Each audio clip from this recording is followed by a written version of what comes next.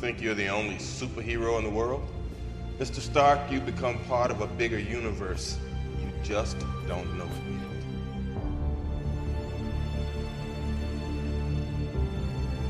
The Avengers, Earth's mightiest heroes.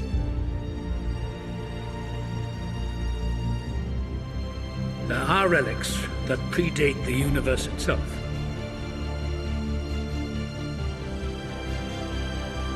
The Mind Stone is the fourth of the Infinity Stones to show up in the last few years. It's not a coincidence.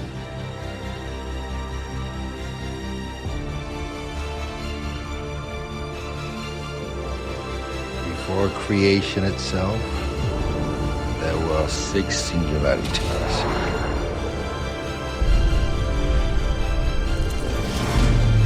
Forged into Infinity Stones.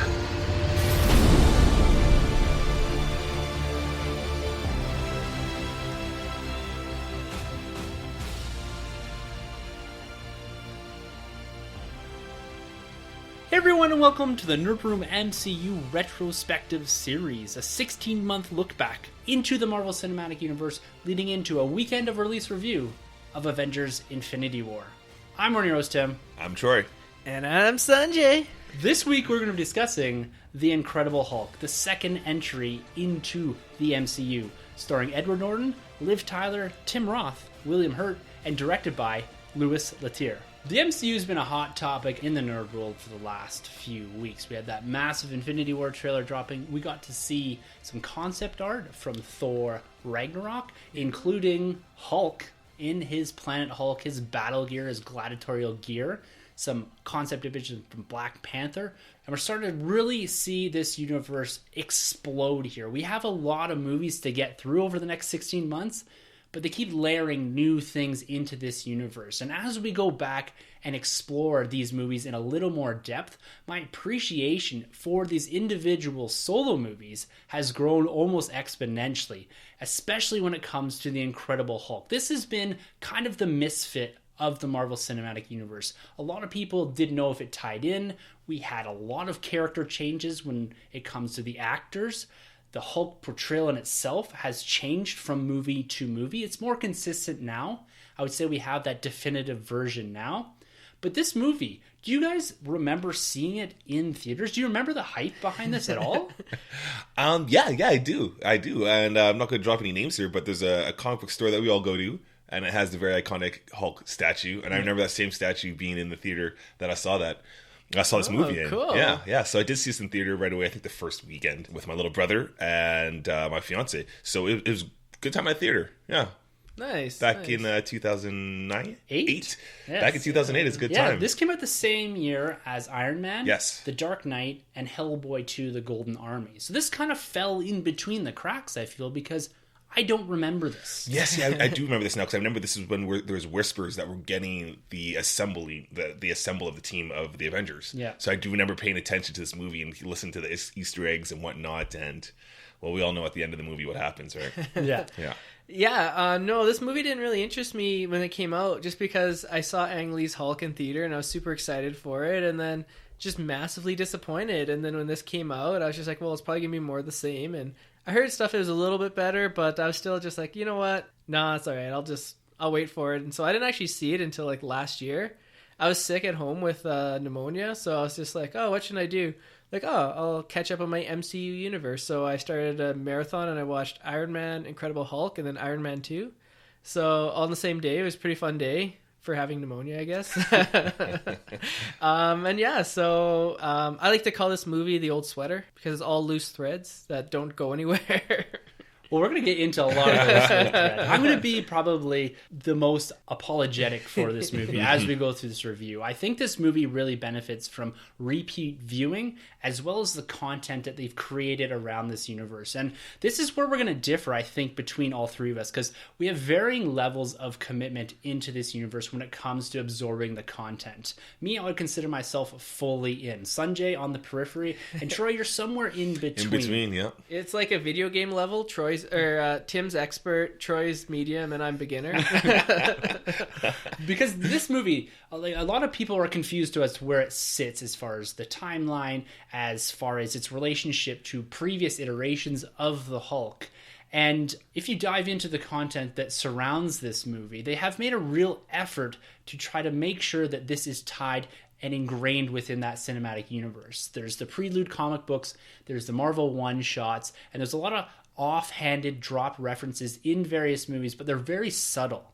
And we're going to go through a lot of those because I thought before getting into the bulk of the discussion with Incredible Hulk here, that we just take a brief look back at the history of Hulk in cinema, on TV, and in comic books. So the character of the Incredible Hulk first debuted in Incredible Hulk #1 in 1962, and he was created by Stan Lee and Jack Kirby. So this character has a massive amount of history with Marvel. He's been around since the beginning. He's a founding member of the Avengers. Okay. And Defenders too, I think, right? Defenders as well. And we all know the story of Bruce Banner being exposed to the gamma bomb and being irradiated and turning into this giant green monster. Wasn't he gray at the beginning? Originally, he was gray. He was originally gray, and that was a color thing with the comic books, the ability to print green and the ability to print gray. So it's funny because there's off references in various different medias that do refer to that. There's a deleted scene in this, actually, that refers to that. Oh, really? Because I heard like a rumor floating around that in Age of Ultron, he was supposed to be gray? Yeah, so when he does the Rampage, the mindless Hulk type thing, he was supposed to be gray. That'd been so cool. So there's actually a Funko Pop that's gray. Interesting. I'm kind of glad they with didn't red do eyes. that though, because when he goes gray, he's actually like more intelligent. He's actually like in control of what's going on. Yeah. Interesting. So Mr. Fix It, I think he was called back then. Yeah. there's been some crazy iterations of Hulk in comic books. Yeah. But he was a character that was clearly inspired by Dr. Jekyll and Mr. Hyde. Yes. Yeah. And it's the anger, the stress that's put on him that changes him into this mindless beast. But it's not only a mindless beast. Throughout the numerous iterations, he's been a brilliant scientist. He's been a brilliant monster. He's been a bouncer. Yeah. He's been a mindless, rampaging goon. So he's seen a lot of changes throughout the years. And even into today's iteration, where he is not even Bruce Banner. Yeah, spoiler alert, he's dead. Yeah, Bruce Banner is no longer alive. Really? It's news to me. Yeah. I don't even know. See, this is why I gotta catch up on Marvel. I have no idea who any of these people are. Yeah. So, and then in the early 2000s, he did get some crossover titles, Planet Hulk and World War Hulk, which we're seeing adapted right now into the Thor Ragnarok story. And then stepping back into TV, we had a TV series that ran from 1977 to 81, 5 seasons of The Incredible Hulk, amounting to 82 episodes that was followed on by 3 straight-to-TV movies. Interesting. Yeah, I think I remember. I don't remember the movies, but I remember reading about them. There's like Hulk vs. Thor, the death of Incredible Hulk. And so Hulk gets married, Hulk gets divorced. Hulk on Broadway. Nope, that's Spider-Man, sorry. And Superman. So these 3 TV movies did see the first appearance of Thor on TV. I saw the first appearance of Daredevil on TV as well in the Matt second Murdock? movie. Yeah, Matt Okay. Murdock. The Trial of Incredible Hulk. So even back Wow, then... that's like something we would have made up. That's next. Yeah. Well, even back then, the Hulk was building a cinematic universe to a degree. And the first big screen portrayal of Hulk came in 2003. It was the universally panned Ang Lee's Hulk. And I like this always referred to as the Ang Lee Hulk. It's not just Hulk, it's always Ang Lee Hulk. And this starred Eric Bana and Jennifer Connelly, and it was produced by Universal. And it didn't do too terribly at the box office. It had a worldwide cume of $245 million and an opening weekend of $62 million, which is bigger than The Incredible Hulk's opening weekend in 2008. Interesting. I remember going to Universal Studios in Orlando when the Hulk was coming out, and then they were promoting that movie huge because Universal Studios used to have like a Marvel Adventureland before Disney bought them. Yep. And so they had like a Hulk roller coaster, and like everywhere you looked was Hulk everything. And it was supposed to be like the next big thing, but fortunately it never really materialized, did it? No, it was never really well received by anyone. The CG quickly became outdated. That's bad. He was humongous. Is inconsistent. It was massively inconsistent. The color was off. And the problem with the story, too, is that they changed a lot of the origins. They tweaked a lot of things. They brought his dad. They had the Gamma Dogs. They had a lot of things that just didn't make sense. That's horrible, yeah. And the weather, he's fighting the weather a couple times at the end. It's like a Galactus fart cloud or something. Yeah. It's crazy what they did there, and it's no wonder that they didn't want to continue on with this series, because there's a lot of conjecture among fans, among general populations, as to where the Hulk film actually sits relative to the rest of the MCU. And we're here to lay down the official word on what it is. Because Okay, because I have no idea. So you telling me will help me out. Because I always just assumed that it is the first MCU movie. No. No. So the Hulk is something completely different. Okay. We're in reboot territory when it comes to the Incredible Hulk. To get the director on board, as well as Edward Norton, they were told that it was a full reboot. New casting, new story, and it's not connected to Ang Lee's Hulk. When I watched the making of The Incredible Hulk, the director was very specific about that, about not making a sequel to the Hulk.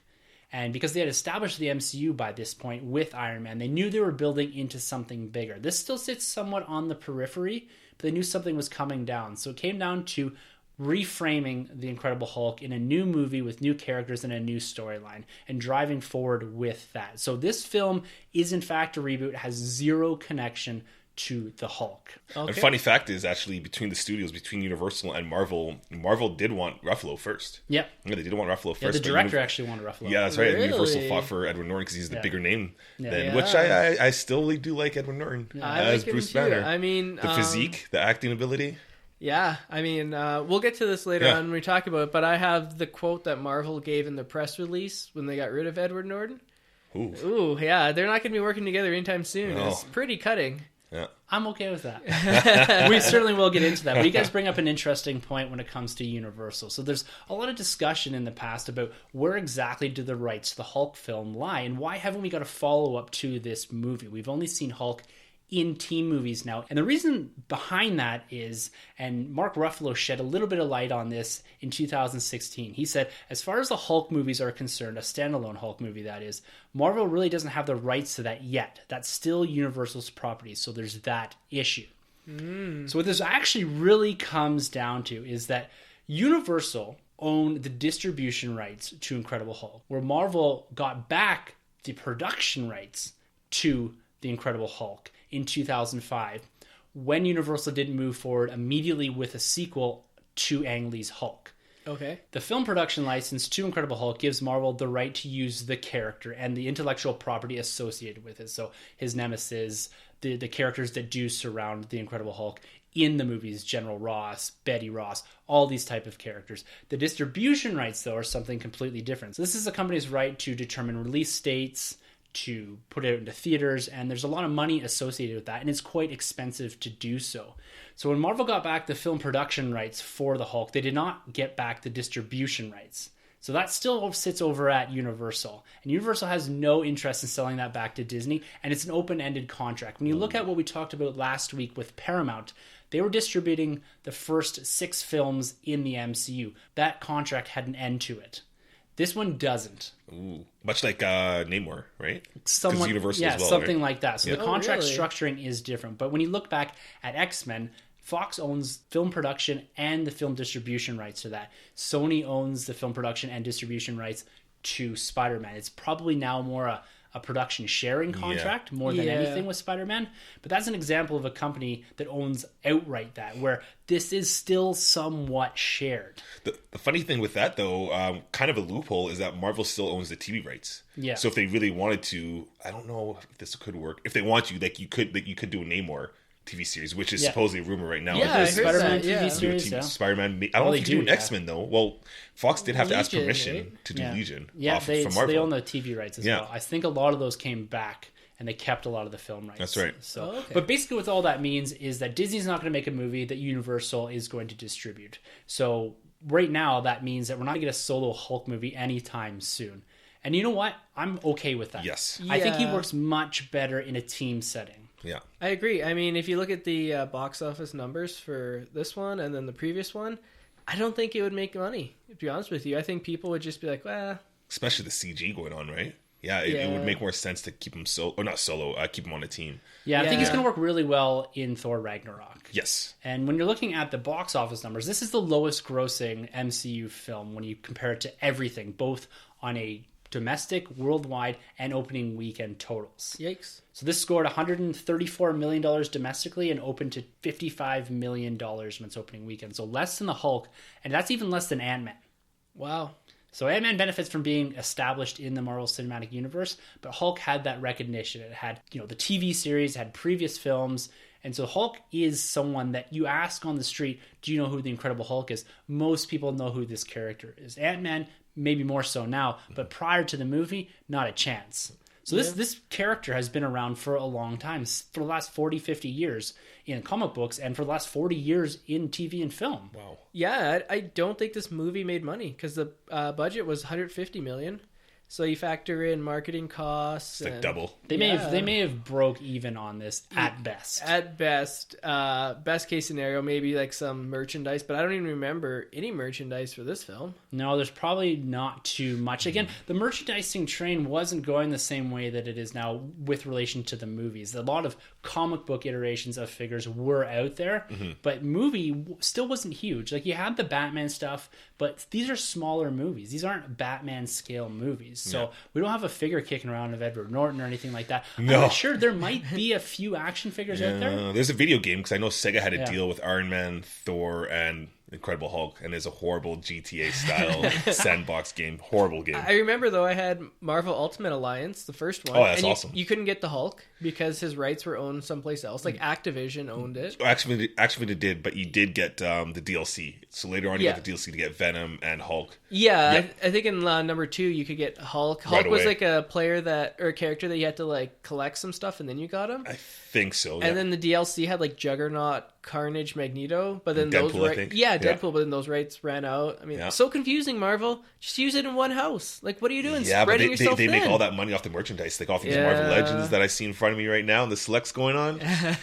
Yeah, But it makes it confusing for average Joe Sunjay out there. I would like to get my hands on a couple, X-Men Apocalypse figures if they had the rights. I hated that movie, but I would like to get the figures if Absolutely. They could do it. Marvel Legends and X-Men. I mean, come on. If you're They listening, did give you an X-Men wave. Yeah, they did. They did.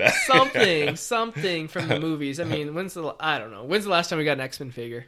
2 weeks ago. From the movies? couple days ago. From the Oh, from the movies? movies. They did actually have not the old man. They did have the Logan Marvel Select. Yeah. That's super hard to get. Yeah. From the I think Wolverine there might have origin. been a hot toy, maybe. And there is, maybe, Same with Deadpool. We got the Yeah. hot toy Deadpool. Yeah, there's a lot of Deadpool merch. Yeah, Oh, for sure, yeah. Yeah. But not a lot of Hulk stuff. No.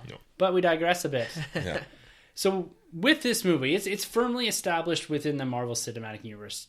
Make no mistake about that. It is ingrained in this universe. But one of the things that I'd like to discuss here before we get into the bulk of this discussion is, where does this movie sit in the MCU timeline? And I turned to the Art of the Avengers book, which has a very nice timeline set out in it. And this is our canonical, our Marvel Studios approved timeline here. So, did you guys know that the Incredible Hulk takes place at the same time as Iron Man 2 and Thor? I do. No. I do now. I didn't know about Thor, but I do know Iron Man 2 after watching it. Because when Tony comes in at the end, Yeah. and I was like, well, he kind of has his shit together. So I was like, yeah, this would have to be like during Iron Man 2 or just after. Yeah, Wow, no, I had no idea. I thought it took place like right after one. Iron right Man after 1. Iron Man 1 and then in between Iron Man 1 and 2, like it got released. You're telling me this is not true? This is not true. So Marvel Okay. uses the I Am Iron Man as their pivot point in the universe, the starting point of the universe, and everything is based off that. It's like the Battle of Yavin in Star Wars. Ah, nice. So it's exactly like Of course, that. the Battle of Yavin. Oh yeah, what's that again?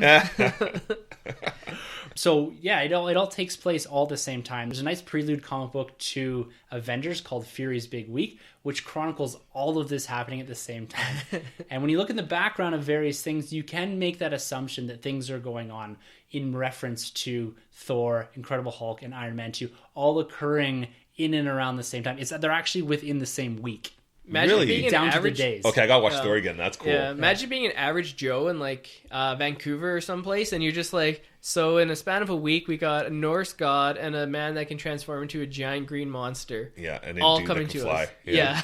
This was Fury's dilemma at the time in the Yeah. prelude comic book. It's called Fury's Big Week. Go check it out. It's pretty cool. That's it ties awesome. a lot of things together, including some of the loose threads that you talked about here, Sunjay. Yeah, we're gonna get that old sweater back and running, aren't Yeah. we? So we've established our timeline here, a bit of history, and a bit of a foundation for the character, where the character has come from. I think it's time to get into this movie and see where we land as far as our reception of this movie and where we think this could go and what this had led into as far as building into the cinematic universe. Because this movie doesn't benefit as much from having Iron Man 2, Thor, all these other established characters, an established universe. This is, again, one of the foundational pieces of the Marvel Cinematic Universe, and maybe a shaky one at that. Okay, this film opens, I think, perfectly. We have what I love to see in opening credits is the origin story. Okay. There's not a lot of time wasted on retelling Bruce Banner's The Hulk's origin story in any sort of form in this movie. I think it does it really well here, and they use flashbacks throughout the movie to reflect back on and tell some of that story when it comes to the relationship with Betty, General Ross, and what exactly happened. What do you think about this type of storytelling? Did you feel that you lacked a true origin story in this film? Yeah, I'm going to disagree with you on that. Just because we had Ang Lee's Hulk, and then for them not to show me the origin, for this whole time, I thought the two movies were connected. It would have been nice for them to show an origin because, true fact, well, maybe not true fact, alternative fact, I don't know. I don't think Hulk's origin is that well known that we can get away without showing it. You know, Spider-Man, we don't have to see that again. Superman, Batman, we've all seen it. But Hulk's, you don't, I mean, especially because in Ang Lee's Hulk, they changed it. So it would have been nice because, like, I don't think they did a well enough job explaining how Bruce Banner got his powers. You know, there's like some throwaway lines of him working on super soldier serum. Yep. But you got to remember, this is like the second film in the MCU. So Captain America hasn't happened yet. So, like, you know, we're going back, rewatching this with the knowledge of Captain America. But if you're just like a Joe average going moviegoer and they're like super soldier serum, you'd be like, what the hell is that? Like, I have no idea what this is. And then he's working with some gamma rays, and then he tells them that he's not working on the super soldier serum, or that he's working on gamma rays. I can't even remember, but he like lied to him, and then he tested it on himself. Like, I was confused. I'm not gonna lie. Like, I was confused about his origin. I really think they should have went back and told it, just because, you know, it would have really reestablished that this was not Ang Lee's Hulk and this was something completely different. Yeah, I kind of hear what you're saying, but I actually do like how they handled it. Well, better yet, I like the idea of what they did. I do like that, you know, they kind of skipped steps and, you know, gave us the origin, that crawl kind of, but I wish they kind of gave us more of that origin. You know, it's pretty choppy how you get the origin explained, but I do prefer what they did because I felt pretty clear, maybe because I'm into the comics and all that stuff, so I was pretty aware of like where this took place. I knew that the last one was a reboot, the Ang Lee's. Yeah. Yeah. But I do appreciate just kind of coming up in the crawl, and yeah, it worked for me. I just kind of wish they kind of give us a little more dialogue between those scenes of what's going on to like flesh it out a little bit more. So yeah, I think it could have benefited. They do a lot more exposition in this movie, explaining what happened rather than showing. So maybe you need a little bit more of the science of gamma ray, Vita rays, the super soldier serum, but you do get that contextually later on in the universe. I know this is about a single movie, but we're also doing a retrospective here on a whole universe. So we are benefiting from the hindsight and going back and watching these films, which, again, it doesn't really shower the film with praise when it says that you need to go watch other movies and bring in other content. But I think because it is constructed that way, it does benefit from that later on down the road. And I'm all about, and I said this in our Iron Man review, swift and tight storytelling. I don't need to spend a ton of time on a character trying to figure out exactly where he fits in as far as the science goes, as far as his origin. What you need to know here is some sort of science experiment went awry and he turned into a big hulking monster and disappeared. Yeah. He's off the grid for 5 years. Yeah, because they spent too much time last time doing that in the Ang Lee. They spent way too much time explaining that. They did, and the crux of the story is him trying to cure himself. Yeah. That's what the story boils down to. He does not want to have what he considers a burden, this monster inside of him that he cannot control. And I think you get most of that here in the first couple sequences, because as we go and visit him here in Brazil, we find out that's what he's been doing for the last 5 years. He's in contact with this Mr. Blue. Yeah. He is trying to find whether it's potions or whatever he's trying to do. Meditation. Yeah. He's trying to control this, but he's also trying to cure it. Yes. He's trying to find a way to get rid of this beast. And I think, as far as I'm concerned, I get that here in the first 5 minutes. I understand what this movie's about. I understand that he does not want to accept this. And this is the journey that he does go on, right? That's right. It's a journey of acceptance throughout the entirety of the movie, is that he has this burden, and it's about, what he says in the end, aiming this in the right direction, accepting who he is and what he is now. And that's the strength, you know, you bring that up, that's classic Hulk, you know, dealing with that inner demon, battling it, but he's always trying to like cure himself. He never wants to cope with being the Hulk, but he's always trying to fight it, you know? Yeah. So I think this movie does such a great job of capturing like that classic iconic Hulk feel in that sense. Yeah, no, I totally get that, but I'm just saying, like, with Iron Man, like, I think I preferred the way they handled it, because they showed you his origin, but they showed you Tony before he got the powers, and then so you see him after he gets his suit, you see that transformation of the character. In this one, we don't see Bruce Banner as like a good citizen, a good scientist trying to do good for the world. We just see him turn into this Hulk and then him trying to cure it.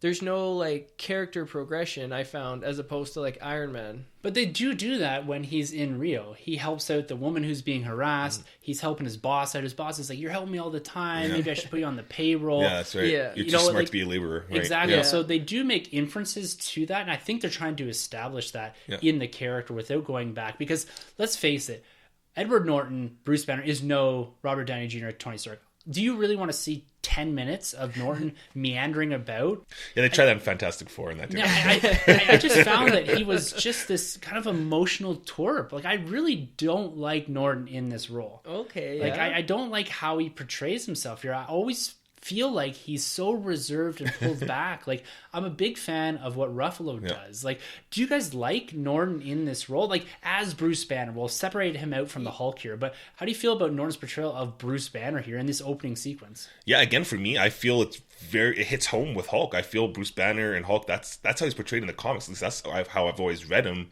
going from Indestructible Hulk to Incredible Hulk, and the last run that he had. He fits the role and the mantle more so for me, but I also feel like Ruffalo was fortunate to have a better director. Was it Joss Whedon? Yeah. He's way more of a character director, so he's giving Ruffalo more freedom to do that kind of stuff, whereas I feel like this director was a little more tight-lipped with Norton.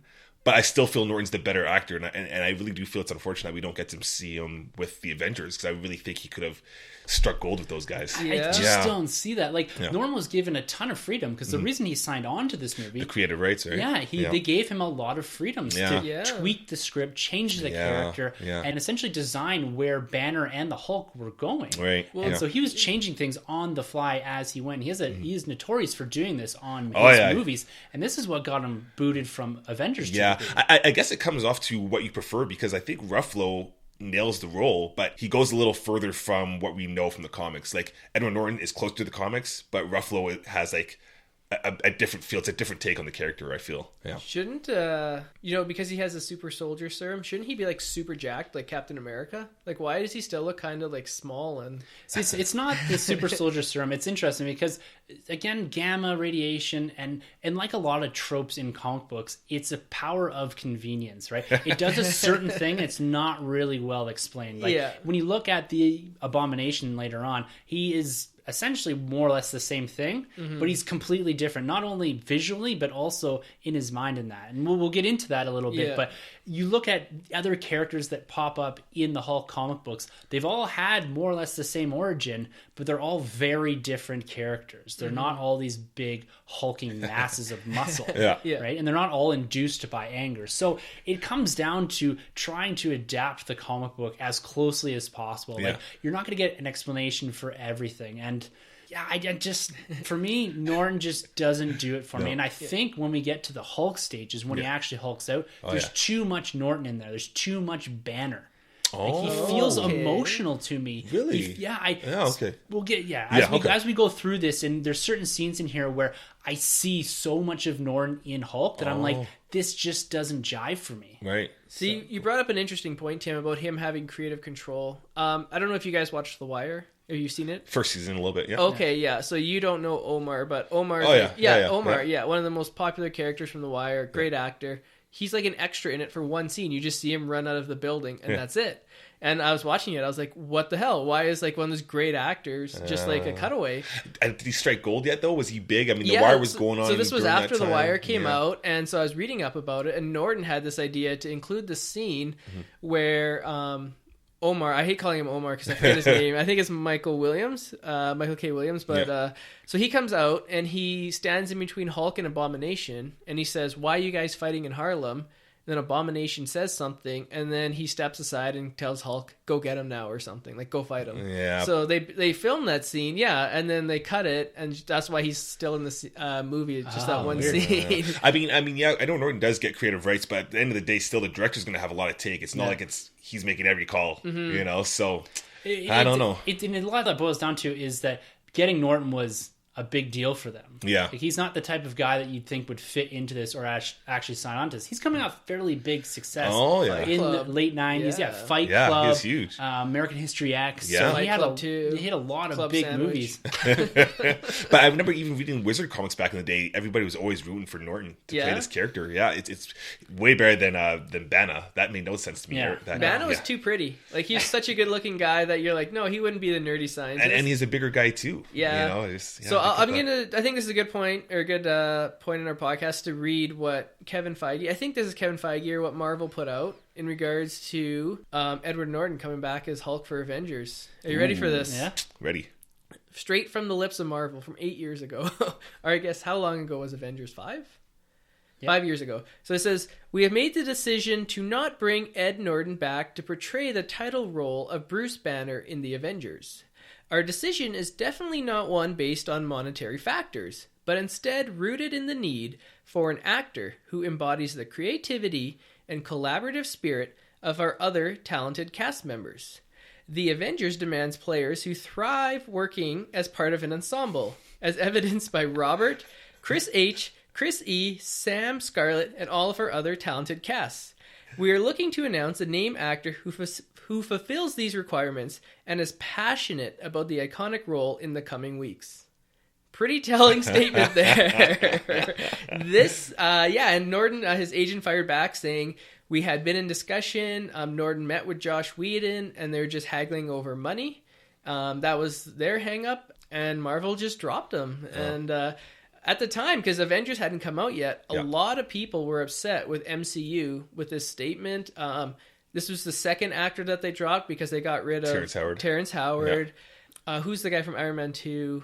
The bad guy. Oh, Mickey Rourke. He had problems with Marvel. So, Marvel, for all that they're doing right now, the first couple steps, it took them a while for them to find their groove. I mean, if you go back and you read some message boards, people were concerned about, does MCU have a problem with directors? Do they have a problem with actors? But we're not feeling it, right? I mean, Terrence Howard not being there, no one's crying. Mickey Rourke, looking back now, 8 years or 9 years, however long it's been, it worked out. But I mean, for a while there, people were a little bit concerned about this renegade studio that no one had ever, heard Well, they're chasing name brands, right? They're chasing Edward Norton for his name. They're chasing Terrence Howard for his name, right? And these first few movies needed that. Yeah. Because it's a brand new studio, they needed actors that were name-worthy, that were recognizable by the general population. Get butts in the seats. And once they got that established film universe, this name recognition in Marvel Studios, they didn't need these guys anymore. And they went the way of a Hemsworth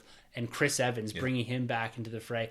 And then they've just continued to bring on new people, new directors, writers, and all that. And now they have people calling them. So it's kind of reverse now. So I think they made the right decision dropping Norton here. And I think as we go through this retrospective, I'll try to point out a few other things that I feel made the film weaker because of Norton's presence. But let's get back in here to a little bit of the plot. Banner finds himself working in this bottle plant. Pretty cool setting, pretty cool stage. He's down in Rio here doing his thing. For some reason. How appropriate. Yeah. Green drinks. And it's the drop of blood here. So he slices himself while he's helping out his boss. And that eventually lands in Stan Lee's glass. This is the worst Stan Lee cameo I've ever seen. In my opinion, I thought it was horrible. I was like, why is the owner of the factory and all the other workers confused as to why he stopped it? He dropped some blood on the bottle, and everyone's like, why are you stopping production? It's fine. It dilutes itself. I was like, what kind of safety standards is this? It's a dilapidated Brazilian factory producing some off soft drink. Yeah. We're going to have to talk to Izzy about this, about the Brazilian safety code of their factory workers.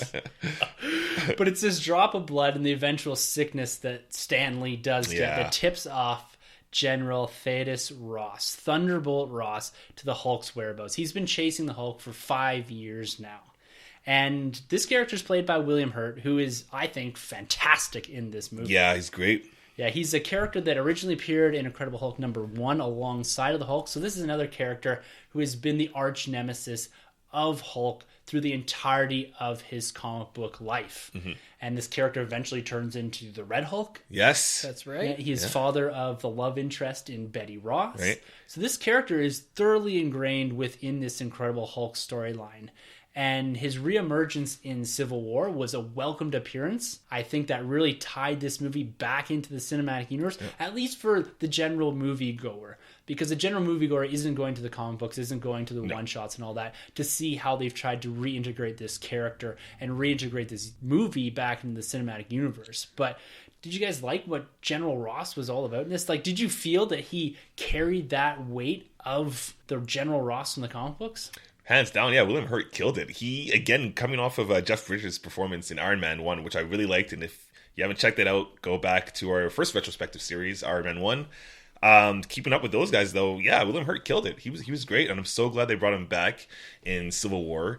He's a little bit of a, mustache twirling villain in this movie. Yeah, a little bit. Yeah. A little He bit. seems to bounce across this line of crazy, like too far into his work. Like Yeah. he seems to have this real manipulative factor about him, and you see him almost having that mustache twirling grin when he eventually convinces Emil Blonsky to suck up some of that super soldier serum. Yeah. Right? So he seems to be pushing this biotechnology to the nth degree.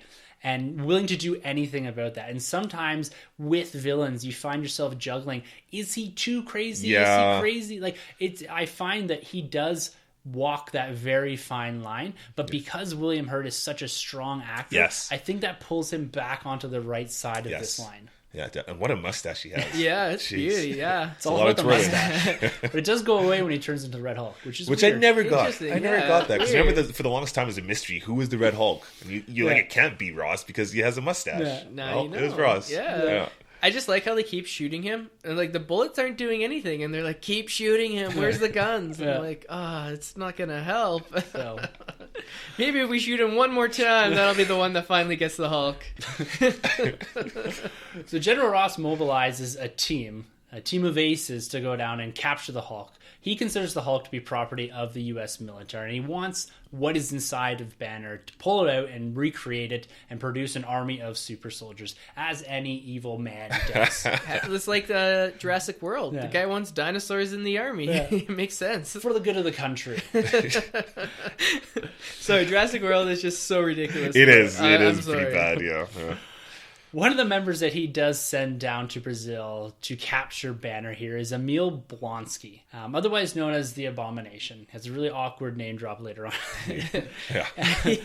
And he becomes the main antagonist of this film. He is a retired or semi-retired soldier, a soldier at the end of the line here. So it's kind of appropriate that he fits into this jack me up with a little bit more super soldier serum. I want to chase this high of being a soldier.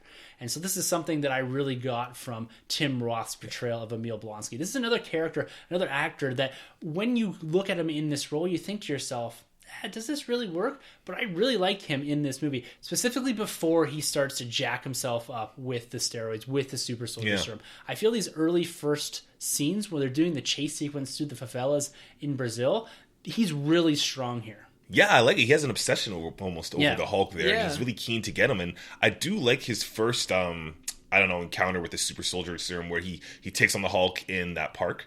Yeah. I thought that was just fantastic. That was great. Tim Roth, I think he's kind of a big deal back then, too, when they shot this movie. Yeah. I can't remember what show he was in, but he was like a big actor to get at the time. So again, they're chasing those names. Yeah. I thought he did an admirable job. I thought he did a good job acting. I just didn't get the physique of him.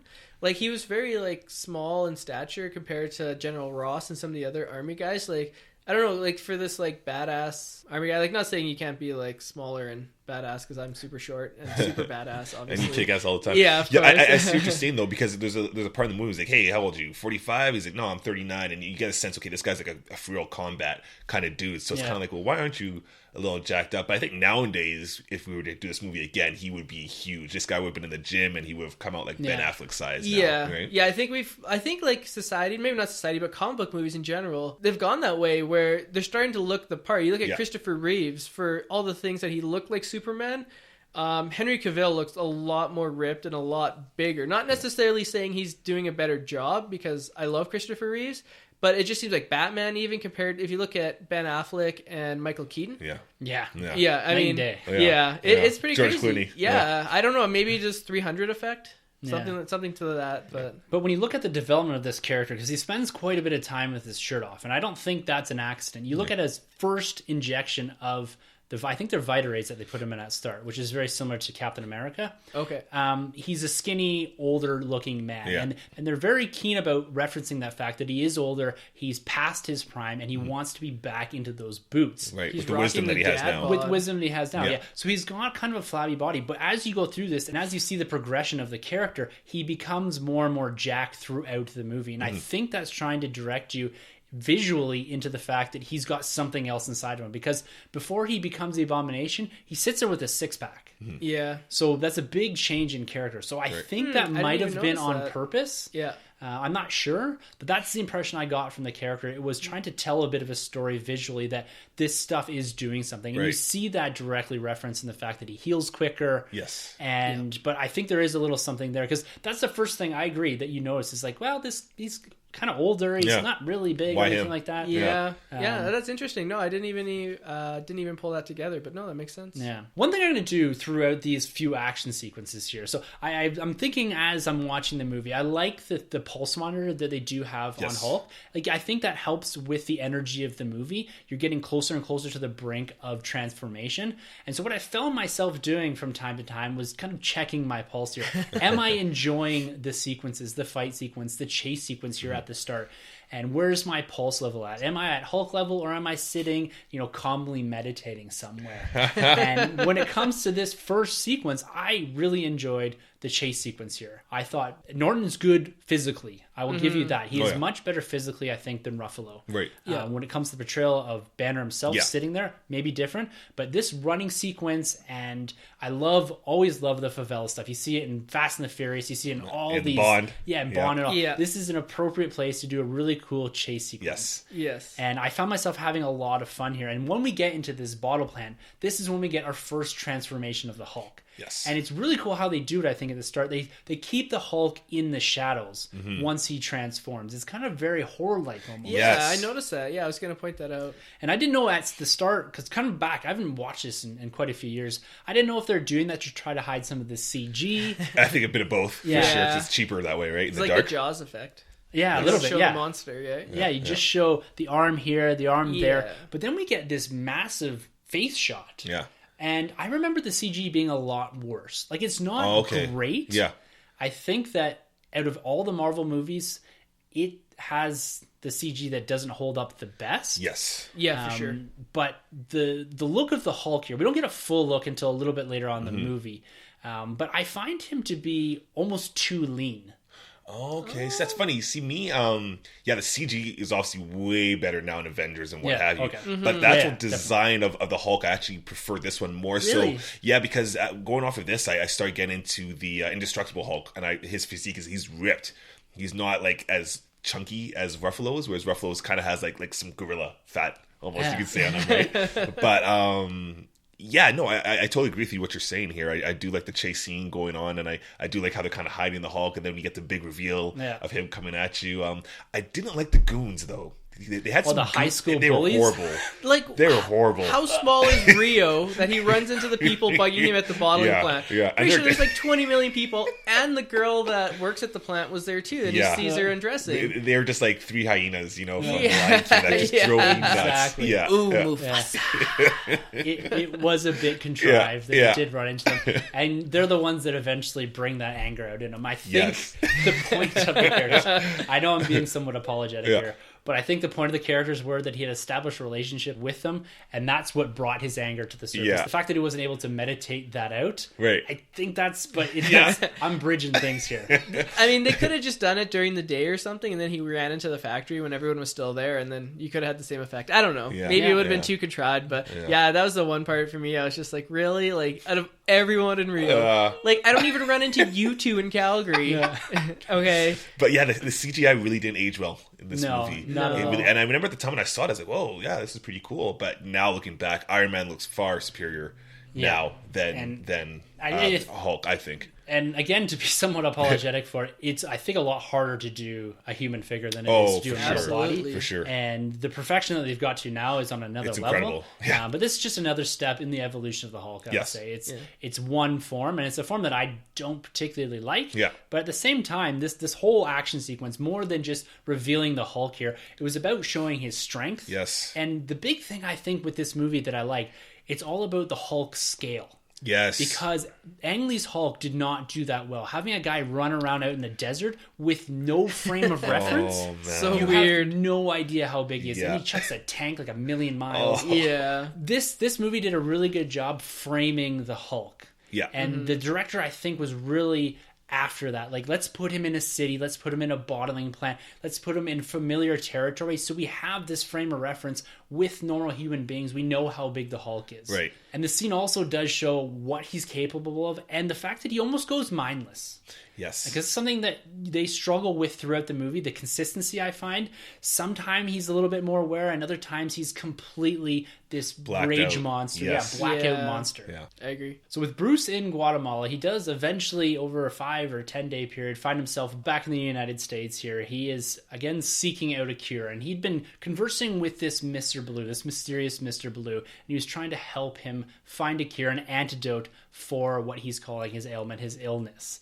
And to do that, Banner needs this data, the original data from the experimentations that him and Betty Ross were doing. So he finds himself back at Culver University, the university that he did work and turned himself into the Hulk at. And this is where we're introduced to Betty Ross and her boyfriend Leonard. Yeah, it was Doc Samson. Doc Samson, Yes, yeah. yes. Oh, interesting. 'Cause he has the Okay. green hair in the comics. Yes. Normally. That's his You boy. might know him from Earth's Mightiest Heroes.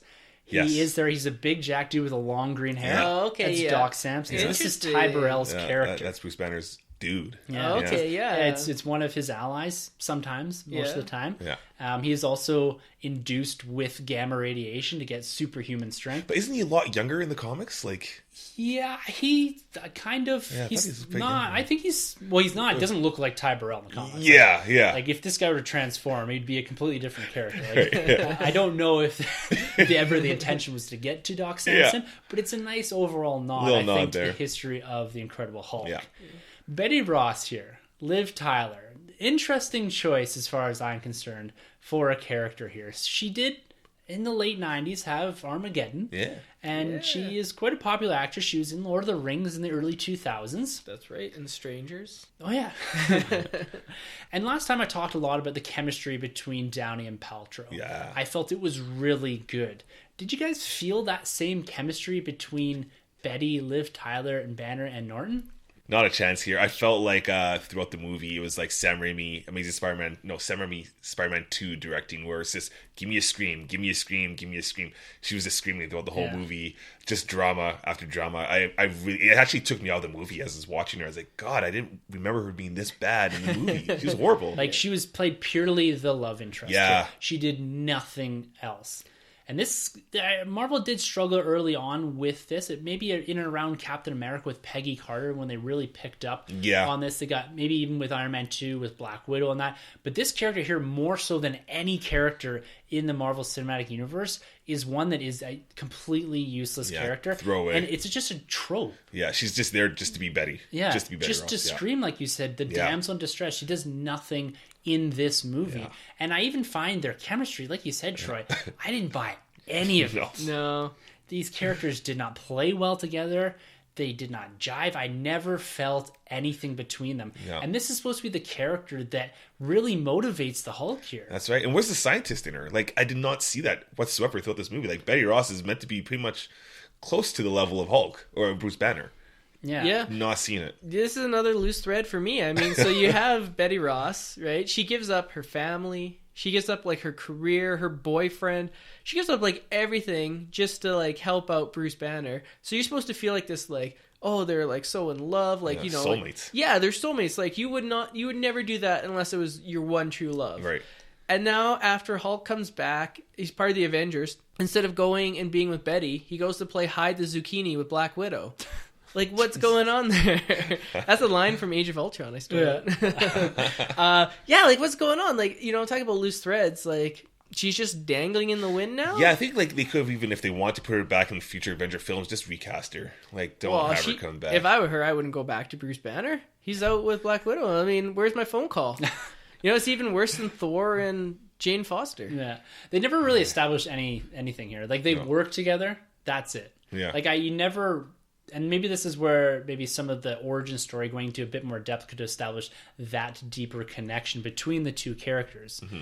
Because I agree, it's not there. Yeah, I never buy it at all. No. Well, they're trying to, get down and dirty, but then he can't get his heart rate up. Yeah. Which sucks for him. And one of the things that we do see here in some of these early scenes and throughout the movie is what I originally thought was PTSD. These flashbacks that he get. Yeah. Oh, when he's like the Hulk and he sees them shooting at him and stuff? Yeah. So I didn't realize, I thought there was like just flashback moments and all that. But I think what it's doing is it's showing you that their brains are one and the same. He's seeing visions of when he was Blackout Hulk. Okay. So I think it's trying to Interesting. bridge that gap between the fact that you have Banner who never remembers anything and you have Hulk that doesn't remember Banner. It's trying to say that yes, these characters are one and the same, and these PTSD moments are actually moments when he's doing the crazy shit as Hulk.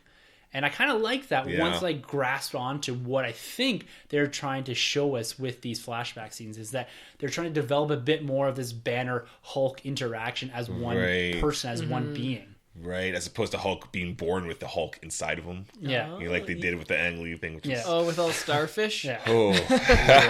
Yeah, like is he part starfish? I didn't get that. Horrible.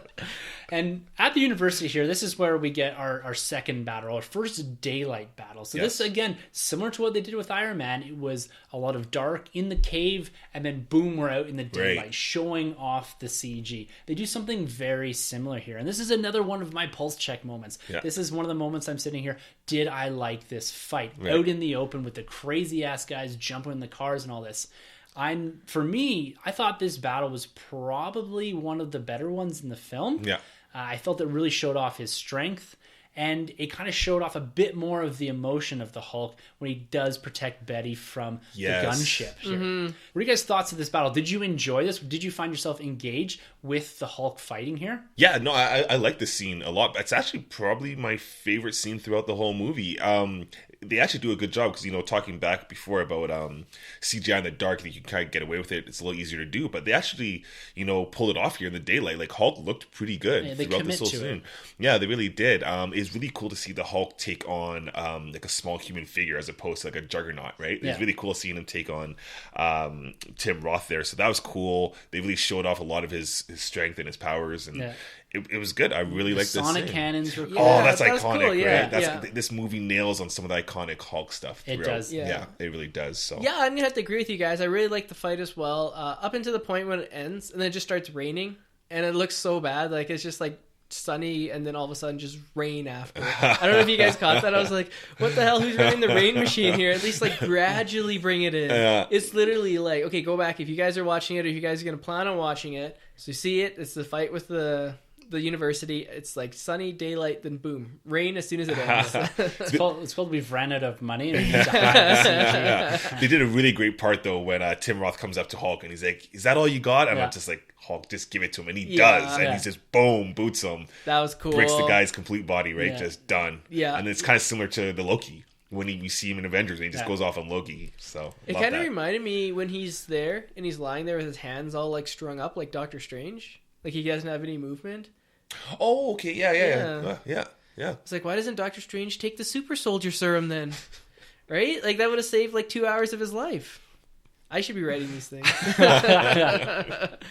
They need like fanboys like us just to like fact check all this shit and be like, what are you doing? Like, no, in Hulk you show that this can fix that. Just go on the internet. There's plenty of us out there. No. Commenting. Oh no, on the internet fanboys never voice their opinion. They never say anything like that. Just check our Twitter feeds. It's just nothing but beautiful conversation between three friends who just love comic books and movies. This is true. This is very true. So after the Hulk saves Betty from her father, more or less, he disappears with her into some wilderness park area. Very King Kong like. Yeah, good pull. Yeah, you do get a little bit in there, but this is a scene I am not a fan of. They could have just scrap this whole sequence. This for me is when it goes sideways. Yeah. This cave sequence is awful. Horrible. Yeah. When he throws a rock at God. Well, this is where I think you're seeing a lot of Edward Norton here, the emotional part of it. Yeah. It's all of a sudden he's so enthralled with Betty, she can control him. Yeah. He talks to her, and he has these really down-to-earth emotional moments Yeah. as the Hulk. Yeah. This makes no sense to me. Doesn't he have those moments in Age of Ultron? I was with just to say Natasha? with Scarlet Joe, he does. Yeah. I just find it's Hulk's a very hard character to write on screen because it's like you want to show the audience enough Hulk, but you don't want to show too much Hulk. You can't show too much Bruce Banner.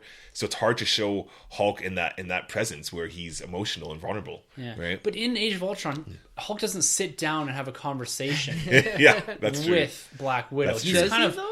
no, he's kind of rambling about, and she Yeah, and then touches she his kinda hand calms him and down. it calms him down. Yeah. Like I buy that seems to be something that's they've established, right? Yeah. Like she has done this before. This whole lullaby Yes. thing. Like this is the Hulk's first real interaction with Betty. He seems to recognize her, which is showing again that Bruce is coming through in the Hulk. Yeah. But man, like, why did they need this scene? Like, for me, and from a writing perspective, the only reason this scene is in here is to put Bruce and Betty in the same place so that the following sequence can actually happen. You don't have Right. Bruce running away, or sorry, Hulk running away to some random location and then Betty having to go find him. So you're cutting yourself down. You're tightening up some of the writing. Yeah. I'm not saying that the content's good, but as far as putting characters in one place together, that's fine. But this is not needed. This makes no sense, and this does not follow along with the Hulk storyline. Like No. they've not established enough of the Hulk as being someone that's in tune with Banner to have this sit down scene with her. Yeah, it's kind of like the director was watching Peter Jackson's Kong. There, right? Yeah. He should have climbed the Empire State Building. Betty. Betty. Also, one thing in this cave sequence that really bothered me. So she wakes up next to Bruce here, and she wakes up and she's shocked that he's in human form, Yeah. which implies that she fell asleep spooning the Hulk. That's a little weird, right? Hulk was Little Spoon. But it just doesn't fit together. Like the Yeah. fact that she's shocked when he wakes up that doesn't work. Maybe they did it. Maybe because he can get his heart rate up as the Hulk. Maybe she took advantage of Hulk. Hulk no likey. No, Hulk did not spash. Stop it. So one of the things with the MCU movies, and we talked about this a lot with Iron Man, was the built-in humor. This has become a trademark of the Marvel Cinematic Universe films, and that was really kicked off with Downey and Favreau in Iron Man 1. This movie is completely not that. No. I agree. None of the humor in this movie I find really lands, and I think it is hurt by that because some of the more serious moments aren't cut with a joke. Yeah. And I think like some people don't like that. I appreciate that. That cave sequence could have used a joke of some sort. And a lot of the humor is attempted when we do get Banner and Betty together in this sequence where they're going to find Mr. Blue.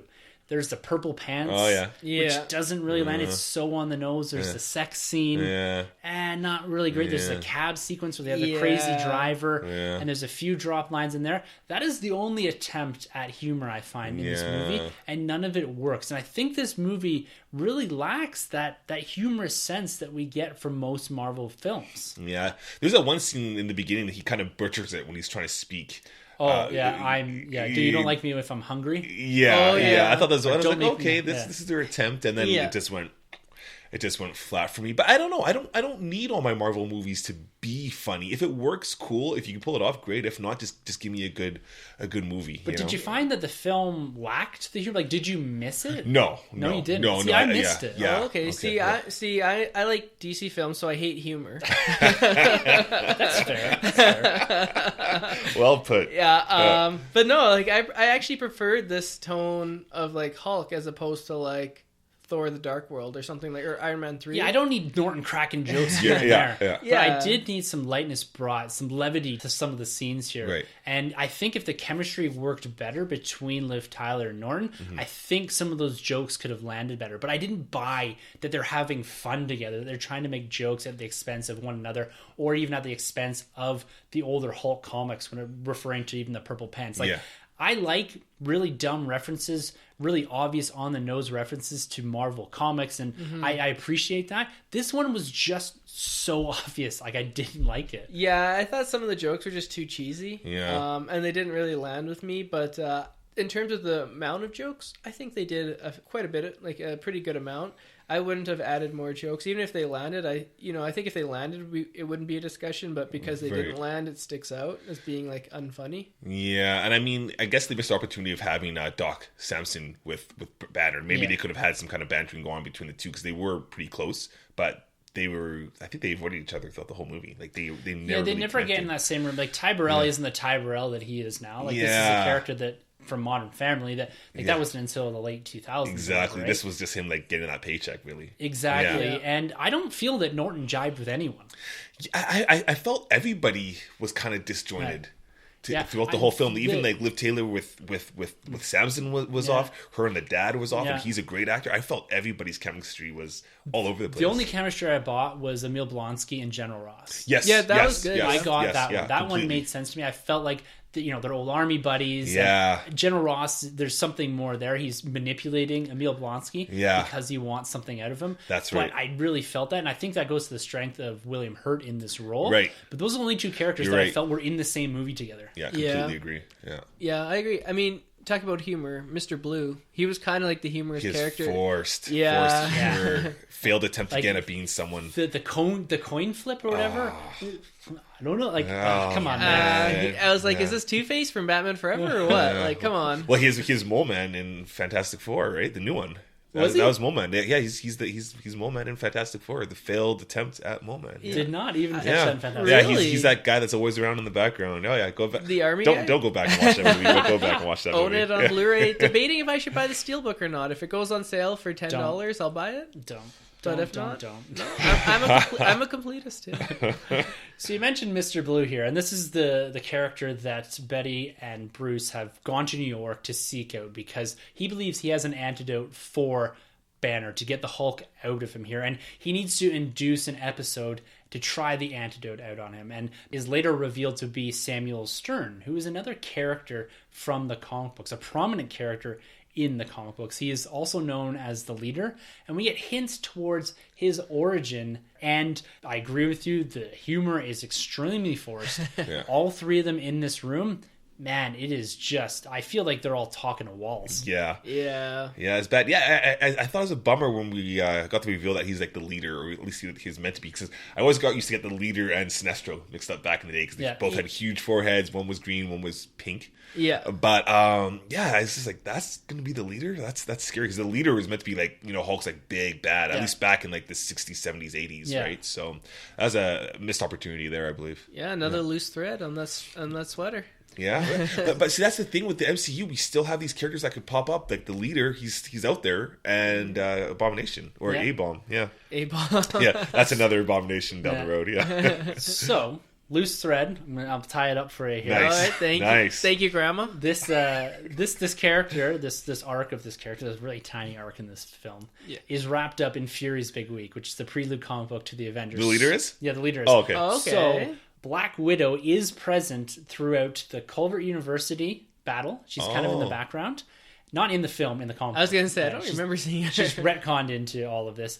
And she also does show up after the Abomination smashes out of here, after Stern changes Emil Blonsky into this hulking beast. She shows up and actually shoots Stern in the knee because he stands up and starts to go crazy about wanting to take over the world, and if she comes with him, then they can rule together. So he starts to develop into this leader character, this not so much the green Really? skin, big forehead, but his head starts to grow. She takes him into custody, and at the end of the Prelude book, you do see him in S.H.I.E.L.D. custody in sort of a back-to-tank sort of thing. Oh man, So- does he look like the leader at this He's point? kind of got this bubbled head. He doesn't have like that green skin, the mustache. Like, Oh man, He's like the bad guy from Green Lantern. yeah, more or less. Yeah. That's kind of what he looks like. Okay. But they did tie that loose thread up because I think a lot of this movie was about seeding things for the future. And the fact that they never got a sequel doesn't allow you to tie up some of Right. those loose ends, those loose narrative arcs that they've left there for something further down the road. so he's just in a helicarrier somewhere, like Yeah, he's in just the in Loki a tank. tubes type thing. Yeah, okay. So Do you guys like that in terms of, you know, this whole cinematic universe? It's something that we've never experienced before, and Marvel was kind of like the first one. Well, I guess you could say like the Monsters universe was like back in the day, but like Right. Marvel's like the modern day like gold standard right now. Do you like that where like you have to go in and read a prequel comic in order to get like tie up these loose threads, or would you prefer these movies to be more standalone where, you know, 20 years down the road no one's going to remember? I think in that prequel comic, well, Tim will remember, but like no one else will remember. Like, would you guys prefer that Marvel, these movies be more standalone, or is the fact that they're so connected what makes them special? And if they were more standalone, then they wouldn't be as special as they are. yeah, I think a movie needs to stand on its own 2 Yeah. feet. Like, I think it just can't rely on everything that came before it and everything that came after it. That's where Agents of S.H.I.E.L.D. really suffered in its first season. It just relied on the movies. Right. And it wasn't very good. Yeah. And I think if this movie didn't stand on its own 2 feet, I'd be happy to call that out. Yeah. But there are missteps in here. I will give you that. And they tied up those loose threads with Prelude comics, with tie-in books, with other Marvel one-shots and all that. But I think that's the benefit of having this universe, is that you can go back and revisit things, retcon things. Is it the best way to tell a story? Maybe not for the general population. For me, myself, I'm going to go seek out every little bit of this universe I can. And the fact that they've had enough intuition and enough want and need to go back and tie up these loose threads, they recognized as producers, as a company, as writers and directors, that they were there. They're doing these type of things for the fans. And it's up to the individual how deep you want to get into this universe, whether or not you go and chase that things. Does it bother you that they never wrapped up the leader? As a comic book fan, probably. But as the general population goes, it's just going to be a throwaway character that no one ever thinks about again. No one thinks about the fact that Samuel Stern, the leader, was teased in this movie, but never really comes to fruition anywhere. Keeps me up all night. I always say, if only the leader would get a spotlight, you know. These one shots or these preludes, how much later were they released? Like, for instance, that Fury one you're talking about, was that released So recently, the or? Prelude comic book was released before the Avengers. So it was released in 2012. 4 years ago. And so, see, I would think it'd be a cool idea when they do these big trilogy box sets to include these That'd be issues, because then you can cool. go back and be like, Yeah. okay, watch Iron Man 1, now read one of these, get into Hulk. Like, that would be cool. But That's a cool idea. yeah, I mean, I collect comics, obviously.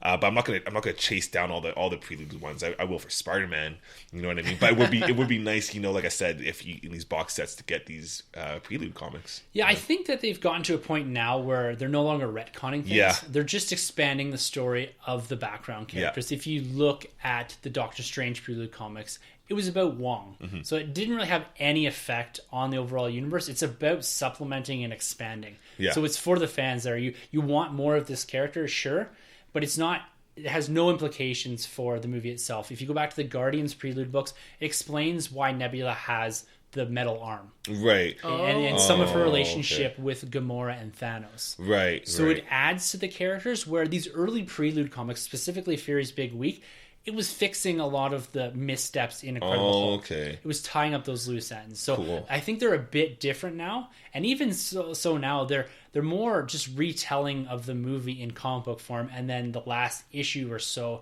tells you something a little bit different. Like the lead into Captain America Civil War was the new Avengers going to battle somewhere off in the distance and then landing in Lagos. So it gets the characters from point A to point B. Oh, okay. So it has no real implications for the movie. So Right. I agree with you. Sometimes it isn't the best way, and most people aren't going to go seek those things out.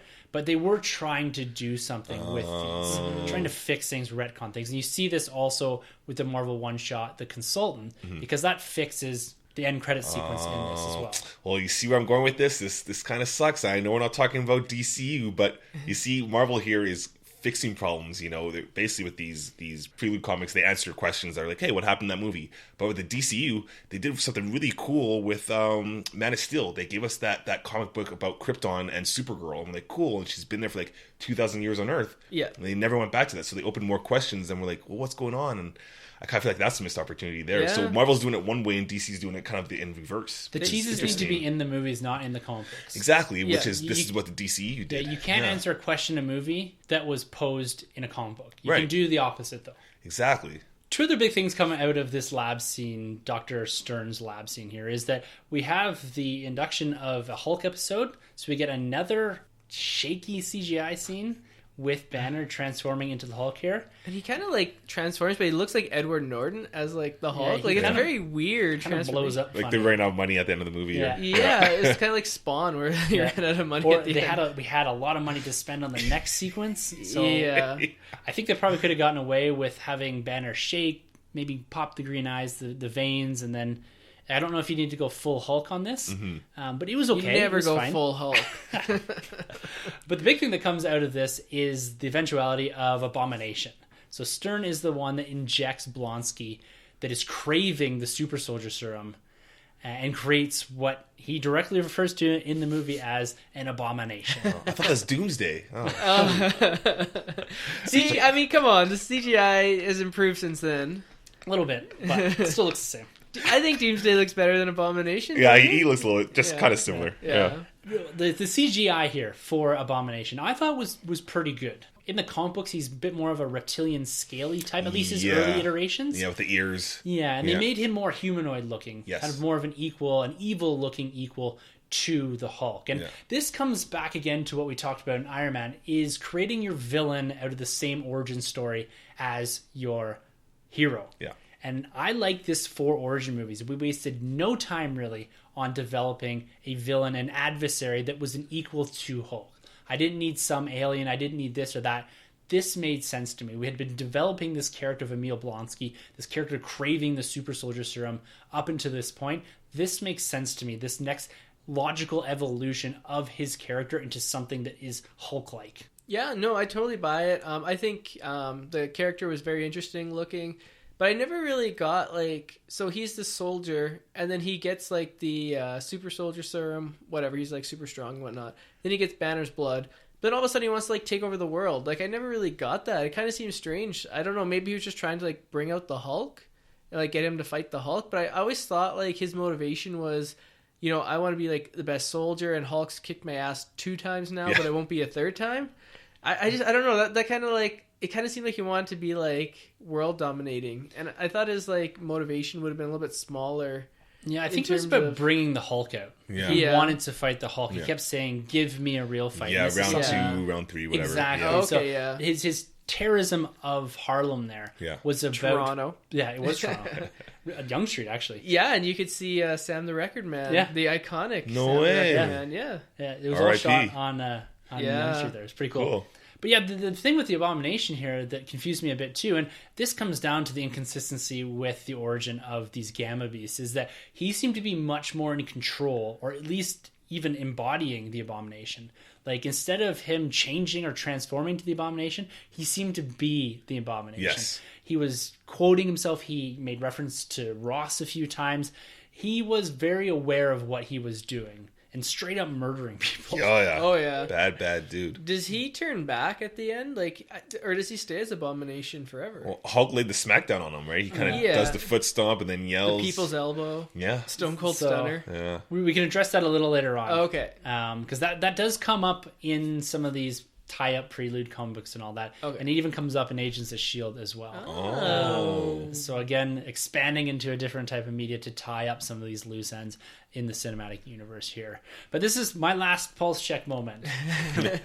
I really liked this end fight sequence. It was a smash 'em up. It's not something that I'm usually into. I like a bit more layering and a bit more complexity to my end fight sequences here. Didn't get a lot of it in Iron Man. And this movie, I felt, if we're going to do it this way, let's just go for it. Yeah. We get Hulk, police car, Yeah, punching bag, That or was so again, punching cool. iconic. Yeah. punching box, as I said, punching gloves. Yeah. We get him swinging from a helicopter. We get the Hulk smash. We get the sonic boom or whatever you want to call it. Yeah, sonic clap. Yeah. So they really hit on a lot of these points with Hulk, the special points, the comic accurate fighting sequences with Hulk. Yeah. And I had a lot of fun in this end fight.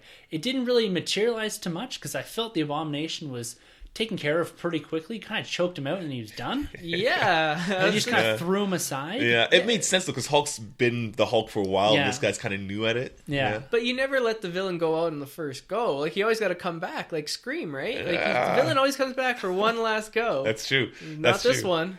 Yeah, it's funny. This scene kind of reminded me of a better version of Rocky 4, the bad Rocky, when he's training like Tommy guns. Rocky 5. Oh, Rocky 5. 5. Rocky 4 is the good one. Rocky Yeah, 4 is the good one. So he this ends the reminded me Cold of War. this reminded me of Rocky 5 there, and a little bit of the Luke Cage actually. Yeah. Spoiler towards the end there, but the fight scene was cool. I still do prefer the university one more so. I agree. Yeah. I didn't really like the design of Abomination because I feel like the old Abomination was like the comic one is so classic, like that he's known for looking kind of Green Goblin-ish but bigger. Did make sense that his femur in that split. Yeah. That's crazy. But yeah, like you called it, man. When you get the car gloves on, like that's all I need in a Hulk movie. So that was cool, and I want them to bring back those car gloves again someday. That'd be soon. cool, yeah. No, I love the fight scene. I just don't know how he didn't die when he jumped out of an airplane and he lands and then he turns into the Hulk. I was like, how's he not dead? Like that bugged me. Like, Just made him angry. but he's dead. Like, no one can survive that. Like, not Captain America, not Iron Man. Like, he literally fell from an airplane and landed on the street, and he didn't die. Yeah. Does that not baffle you guys? Like, No, come on. again, that's classic Hulk stuff. I mean, he doesn't die. I've seen this guy go through a lot of things, and it just awakens the Hulk. Definitely, like I said earlier, homage to the way that he dies in the Death of Incredible Hulk in the 1990 movie. Oh, that was 1990? Yeah, Oh, it was. goodness. And with Hulk kind of jumping out of the plane too, I feel that was a nice end to the Banner arc. Yeah. He seems to finally accept his position as the Hulk here and Yes. stating that he can maybe aim the thing and do some good. I thought that was a nice conclusion to his story because we really don't get much more dialogue out of Norton going forward here. No. You're right. I mean, he does kind of take that Hulk and he kind of tries to channel it. You even see at the end when he's in BC there, maybe trying to fight Wolverine, maybe. And his eyes turn green and he smiles. But then I was like, but isn't in the beginning of Avengers, isn't he no longer Hulk? Like, is he trying to hide it again? Like, I didn't get... Yeah, he's been hiding in Avengers. So like, is he? Did it go wrong? Did something happen? I don't know. Maybe I haven't seen Avengers in a while. Is there a scene there? There's some inconsistencies here, I think. Like, I think the director, from if you go back and watch the making of and all that, I think he left the scene purposely ambiguous. That it was about, we don't know if he's hulking out or if he's controlling it. It's heavily implied that he's controlling it. And that's somewhat referenced in Avengers when he basically turns and says, I figured this out, I'm always mad. Yeah. And so I think that's what it's implying. But when it comes down to it, it might just be Banner's reluctance to put himself into an environment where the Hulk could come out. So he goes to India. I've been to India. You're going to go crazy there. It's hot. That's a good point. There's a lot of traffic. It's noisy. Beautiful country. But he's off the grid. Because he's still technically a fugitive at that point. Yeah. Yeah. He's being chased by General Ross. He's being monitored by S.H.I.E.L.D. And they seem to know where he is. But technically, he is still on the run from General Ross. So where do you go as a white man to blend in? India. Or Green Man. Yeah. There's more cell phones in India than there are here. I'm just pointing that out. Like, they could just cell phone camera that shit anytime. So the final scene in this movie is what most people mistake as the end credit sequence. Yeah. It's not actually an end credit sequence. No, it's not. It's the only Marvel Cinematic Universe film to not have a mid or end credit sequence. Wow. Steps out of the Marvel box again. Yeah, I don't think it did it on purpose. But this is a scene that it's a big reference point for the Consultant one shot, and it I think brings quite a bit of confusion, and I think that's what resulted in a bit of retconning around this scene in particular. But it did serve the purpose of building the universe. We had the very much praised, the very successful Iron Man, and you have Stark showing up at the end here. And I've always really liked this scene, with the exception of where I think it leaves some confusing points. But it's General Ross in a bar with a very green drink again. The Incredible Hulk. Have you ever had it? No, is that actual It's thing? an actual drink, so it's Hennessy and Hypnotic. You mix the two and it turns bright green. It's called the Incredible Hulk. I'm going to have to try So that he's someday. sipping on those, eh? Yeah, I had that on my Reload. 18th birthday, and I don't Reload. remember how it And ended. then you blacked out. You blacked out like the Hulk. I was 18. Yeah. A very good drink, though. If you ever have it, try it. It's really good. So there's a nice reference here to the Super Soldier program being put on ice, foreshadowing to Cap, Steve. which is nice. Yeah. And he leans into, Tony, being him, leans into General Ross and says, I hear you have a problem. And he says, we're putting a team together. And for me, there's two ways to look at this.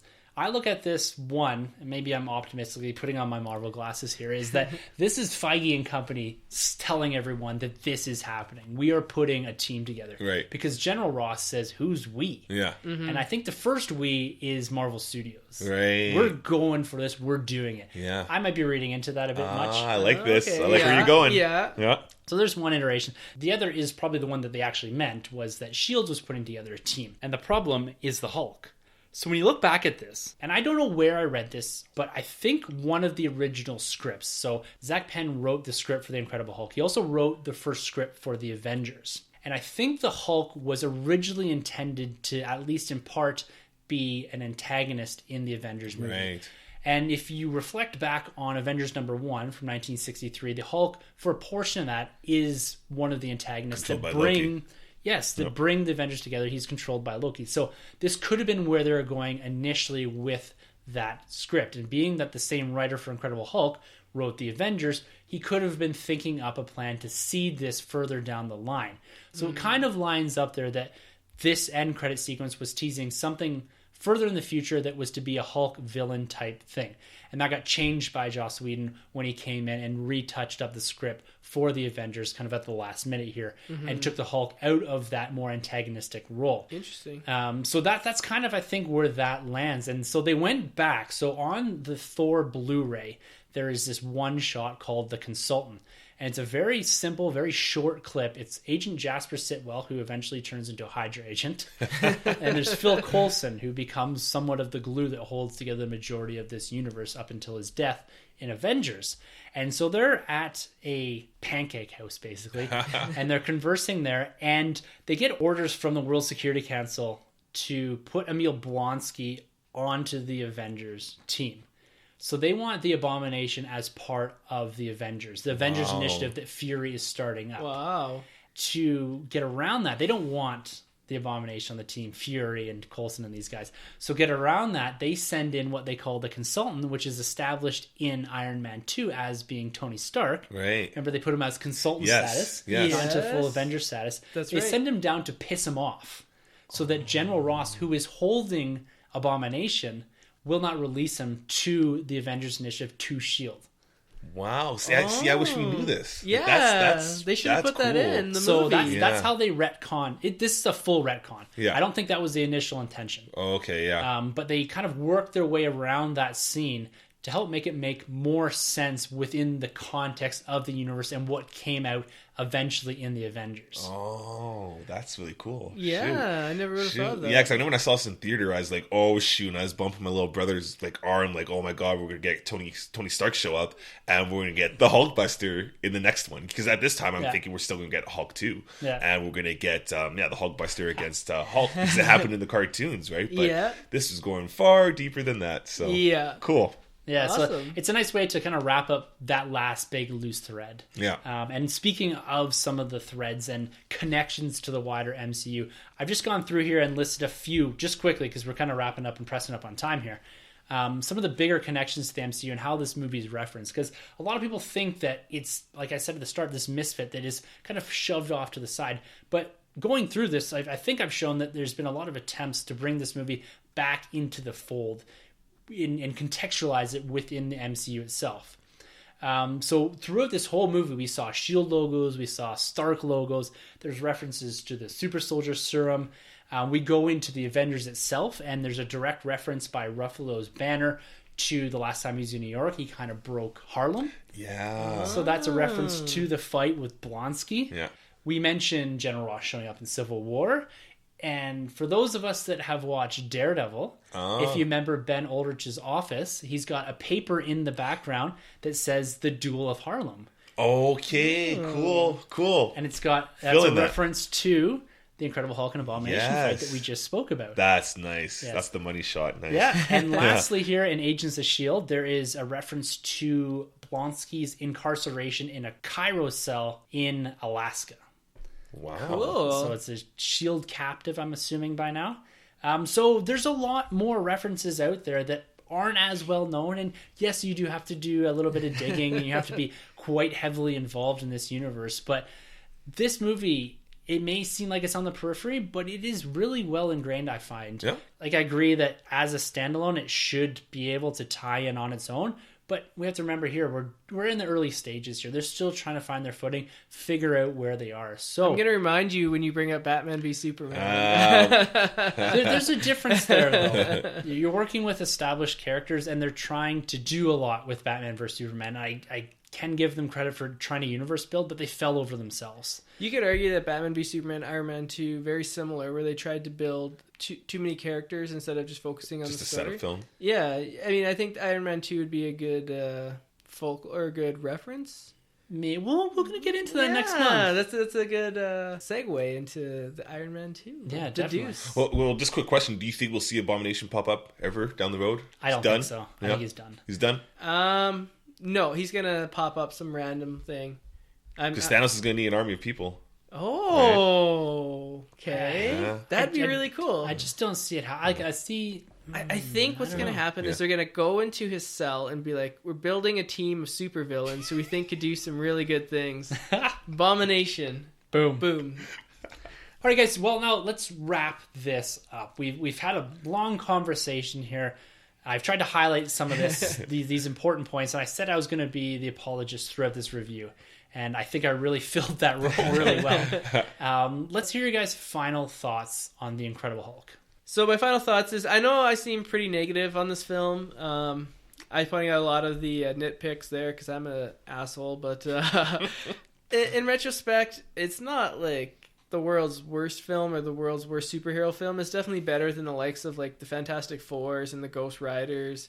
It falls somewhere in the middle. Like, it doesn't touch the upper echelons, and it's way better than the lower end. Me personally, if I were to recommend this to the listeners or to people who haven't seen this, I would say I would change the order, and actually I would watch Captain America first, learn a little bit more about the super soldier serum, and then I would watch this. So, and maybe I would even watch Iron Man 2 first. Your very own machete order. Yeah. Just chop it up, you know. I'm used to that Warner Brothers editing. I would go Iron Man, I'd go Captain America, and then I would throw this one on. Just so you know a little bit about the super soldier serum and see what it can do. I would still recommend it. It definitely, if you're an MCU fan, you probably are if you're listening to this.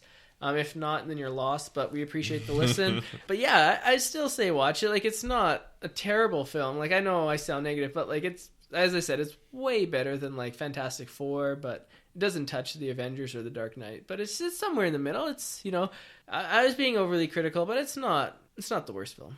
That's a point we can revisit later on. I think at the end of phase one is, what is the appropriate order to watch these films, and will they benefit from having the knowledge of another film? Because where these films overlap with each other, specifically Hulk, Iron Man 2, and Thor, you could more or less watch these interchangeably, and you're not missing out on much, with the exception of maybe watching Iron Man 2 before Thor. So you could probably stick Hulk in there somewhere, but you need that Iron Man 2, I think, before Thor. But we can get into that and kind of look back on that once we kind of conclude up phase one here. Cool. Troy, your final thoughts? Yeah, this movie didn't age as well as I thought. You know, I was kind of hyping it up before because I really did enjoy this movie coming out of the theaters. But now looking back, it didn't really do it for me. I still don't mind Edward Norton just because I'm going off of like the physicality of the character and his portrayal. The CGI was whatever. I did like the design of the Hulk. Like Tim said, there's no humor, but I don't really need the humor. I feel like this movie just works better as just watching some scenes, but as an actual movie, I don't really feel like it's that great. I do like a lot of the retconning that you mentioned, which is cool to know now. So, but as a general viewer, I would say past this one, the MCU's become something so much more, and Ruffalo carries the mantle of the new Hulk now pretty well anyways. So I'm looking forward to him in Ragnarok, but I'd say this movie's kind of a pass. Do you think, though, you know, if you're trying to learn about the characters in the Avengers, it tells a little bit more Hulk backstory, and it kind of fleshes out the character a little bit for Avengers, or do you think they changed so much that like there's no point? Yeah, I don't think you need to. I think it's like Hulk is just such a kind of one note character, at least in the MCU. It's basically, I mean, you got Bruce Banner, who's the scientist, which is cool, and it goes hand in hand with Tony Stark, and then you got the Hulk, who's the big weapon, the muscle. It works. I don't really think you need to dive anything more. He doesn't really have a love interest anyways, and that didn't work in this movie. So I think going forward, you're good. You don't really need this movie. That's just my opinion, though. And it's crazy because I used to love this movie, but yeah, maybe you should go back and rewatch Ang Lee's Hulk, and you'll enjoy that one now. maybe that's why it worked. This side of the table, that's an interesting perspective, Troy. Yeah. Whether or not this movie is a pass, do you need this to fully immerse yourself into the cinematic universe? I'd probably have to align with you to a degree. Yeah. In the sense that you probably don't need to watch just to fully appreciate the Hulk that we do have now. But looking back on it, there's a lot of holes in this. And I'm not a big fan of a lot of the actors in here. Yeah. But the best piece of it, they pulled back out and put into Civil War. And that's General Ross. Yes. Mm-hmm. And his interaction with Emil Blonsky was good. I liked the fight sequences in here. They were fun. They weren't funny, but they were fun to be a part of. I felt myself engaged and wanting a little bit more of that. The university scene, I agree, was the best. The CGI held up better than I remember. Okay. So I'm kind of opposite of you. I thought this was going to be a lot worse than it was. Yeah. But when it comes down to the design of the Hulk, I like what we have now. I like that kind of beefier, somewhat flabbier Hulk. Yeah.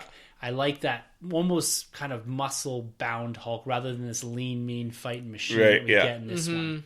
So overall, I would say, go check this out.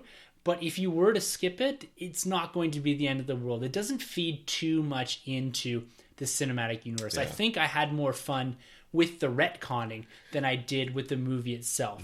I love the idea of the continuity and how they tried to fix this. Yeah. And I appreciate what they did there. And even linking up the Stark General Ross scene, I like that building of a universe. I think that this is more of a universe building exercise and a little bit of an exercise for Marvel on how not to do things and how to be careful when constructing your universe, because every little thing matters. And they spent a lot of time going back and fixing that. So all in all, I'd say check this out. It's fun, but it's not a necessary watch for the cinematic universe. And I think this is going to be the only movie I say that to. Spoiler alert, I guess. You haven't seen Iron Man 2 in a while, then? See, I said Hulk was underrated, but I do like Iron Man 2. So but we'll see what happens when we return to rewatch it. Yeah, but I did like it a lot more than most people did. So it's been a ton of fun, guys. I absolutely love going back and revisiting the MCU and kind of digging myself into that deep MCU hole. I love looking back on the retconning they did and building this cinematic universe. I can really see what they're doing here. And that's what we're trying to do on the podcast here is highlight how they built this universe up to this juggernaut that it is today. And we're going to be continuing with this retrospective in March with a review of Iron Man 2. And you've got a little bit of a tease here as to maybe how divisive this movie is going to be on the podcast itself. Again, I've not watched this movie in quite some time, but amongst the Phase 1 films, this is probably one of the ones I've seen the most. Yeah, I think so. Funny enough. Yeah, that race car scene at the beginning. It's always on TV for some reason. That's probably why I've seen it the most. So thank you very much for joining us on this journey, guys. We're going to, like I said at the start, we're going to be doing 16 months of this. So we're 2 months down, 14 months to go into Avengers Infinity War.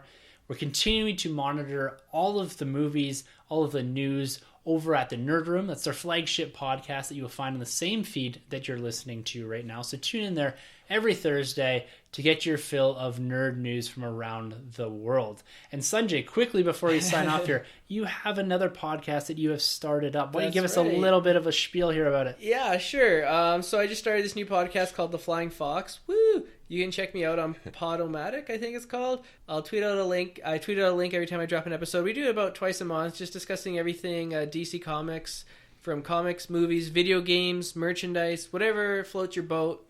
We'll be there to fill up your dinghy. So make sure you hop on, and it's just a fun podcast talking about DC Comics. So if you love DC and you love Marvel, they make a great companion. They're like ketchup and mustard. They go well together. So There you go. check us out. This is the kind of humor you can expect to see on The Flying Fox. They're very enthusiastic DC fanboys, so make sure to go check those guys out. If you'd like to continue to take this journey with us and be part of the Retrospective series itself, we'd love to hear from you guys. You can always grab us at #EnterTheNerdRoom. Our Twitter handles are at the end of the episode. You can always email us at thenerdrm@gmail.com or comment on our Facebook or YouTube pages. All right, guys, until next month, Hulk smash. For the Nerd Room, I'm Tim. I'm Troy. I'm Sunjay. And thank you for entering the Nerd Room. This has been a Nerd Room podcast production. You can find our hosts, Tim and Troy, on Twitter at TheNerdRM and Troy TheBoy87. Don't forget to subscribe to the Nerd Room on iTunes, Facebook, and YouTube. Just search the Nerd Room Podcast.